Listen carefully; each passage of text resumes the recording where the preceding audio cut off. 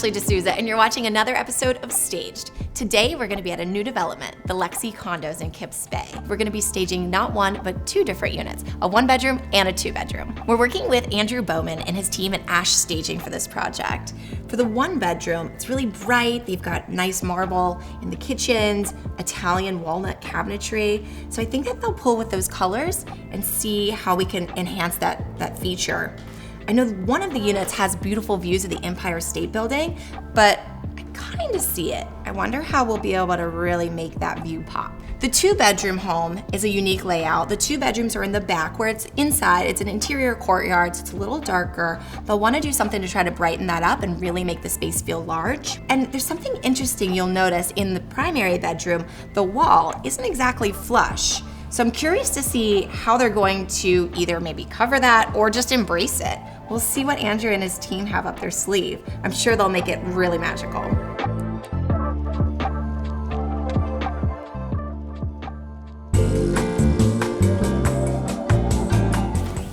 Welcome to 6B. Oh, I already love it. Thank you. So welcoming. So here we have our grand foyer with an entry table, perfect for your little marble tray where your keys are. And this is a great opportunity for your mirror to take a look at yourself before you leave for a night out. Yeah, super convenient.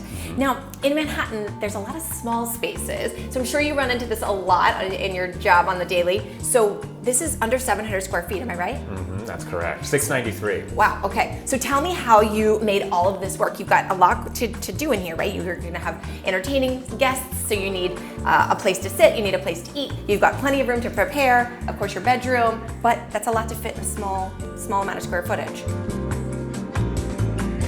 So to be able to have a dining area and a hangout space all in kind of a little room.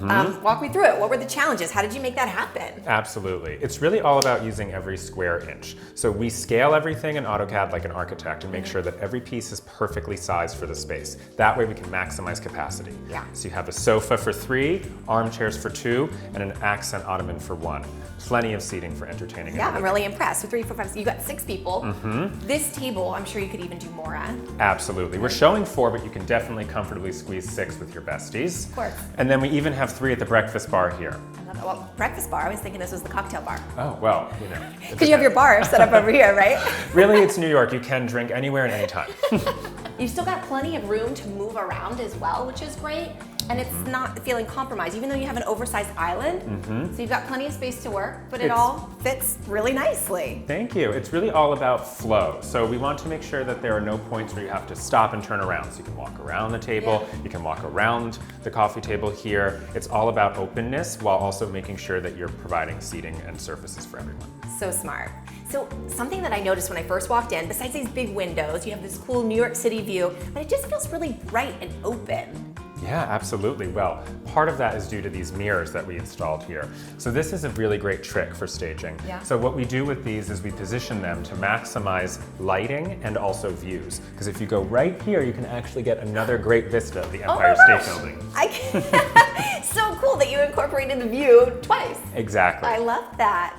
Okay, so I really love this trick that you just showed us. Let's see what you've done in the bedroom. Definitely, come along. So this is the bedroom. It's really beautiful. I really like the color palette. Thank you. How did you choose that and why? So we picked a nice counterbalance of blush and pale sky blue. So by doing that, you have this sort of warmth and cool energy, but at the same time, it's all very light, desaturated, keeps it really soothing, perfect for a bedroom. Yeah, and again, probably makes it just feel that much larger, right? We have this small space that we're working with, so keeping the colors light, balancing them, really giving it some elevated feel. Absolutely. It's really pretty. And then we even add a little bit of warmth with these wood nightstands with caning on the front for a nice detail. And I'm really excited about this light you chose. Thank you. This is an Osamu Noguchi Akari light fixture. It's great because it provides this really soft, diffuse light. Great at evening, night, and even just to, wake you up in the wee early morning hours. Yeah, it's really pretty. I think it does work really well through all times of day. And also just the height really brings your eye up, which makes me also think about this large piece of art that you installed. It's really a big piece, but it doesn't feel overpowering. Is that just, again, because of the color you chose?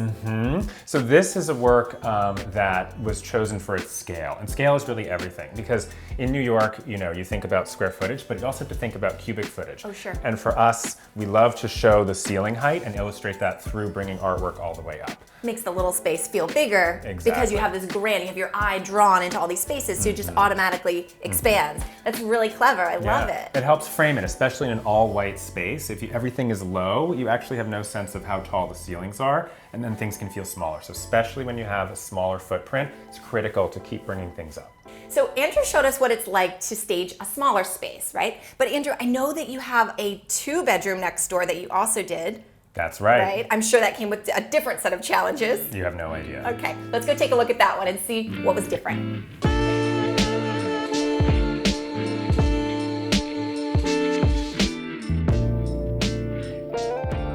So one of the first things I noticed is that where in the other smaller unit you had your dining area right next to your workspace and your breakfast area, this home you put it on the opposite side of the living room. That's correct. Tell me about that. Sure, that's an intentional choice. We like to show variety. People live different ways. Some dine at home more than others. In this instance, we thought, why not put the living room in the middle? Yeah.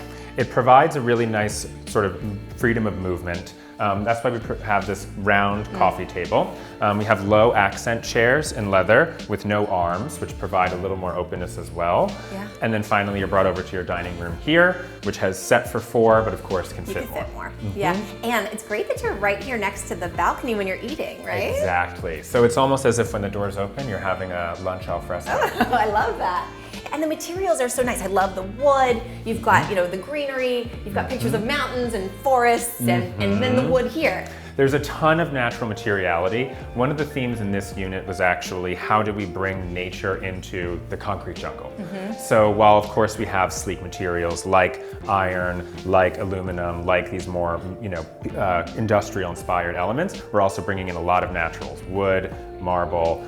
Yes, and we're always thinking about how do we complement what is already existing. And so in this kitchen, we have a ton of wooden millwork, which is great, mixed with this incredible marble. So it's really important that we're balancing all these elements in the furniture and the accessories as well. Yeah, I also love the color palette. Again, you kind of stuck with these warm, natural tones, but then like a pop. Like I love the dark red, and you really made it like fun and exciting. Yeah. But it's still going to be approachable for people who walk in. Definitely. And this unit, while bigger, does have a little bit less light. And sometimes the solution is, lean into it, make it a little cozy. Don't just include all bright colors, because sometimes when space allows, it actually just makes it feel a little more at home. Got it. And I do see you did that mirror trick again. Of course, we always do the mirror trick. I love it. It's not staging without a mirror.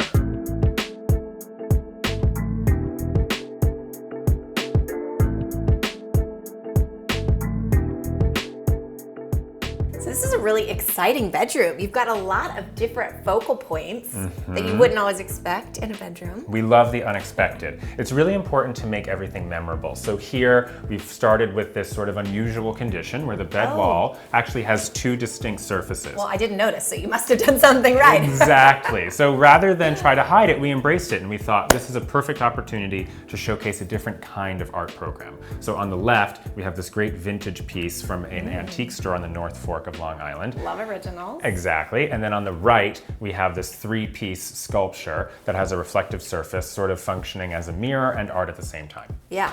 So I really like the way you've played with height in this bedroom. There's a lot of different levels. That's intentional. Like we always say, take advantage of every piece of the room. So in this bedroom, we thought, let's actually do lower large pieces. Lower platform bed, this great low mustard accent chair. Love the color. Thanks. And we have also this low credenza, which functions as either a media cabinet or a dresser for you.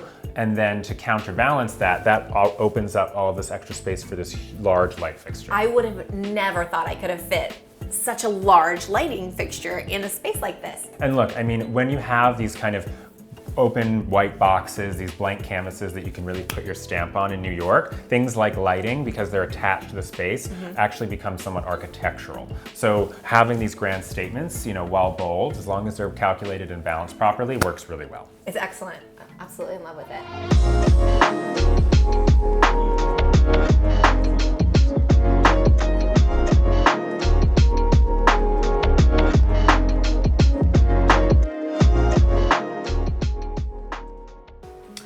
And that's the apartment. I love it. And bidding us adieu is this great photograph of Audrey Hepburn. So great. You did such a great job with the art too. I mean, you've got the sculptural art, the photos, the paintings, really nice stuff. Thank you.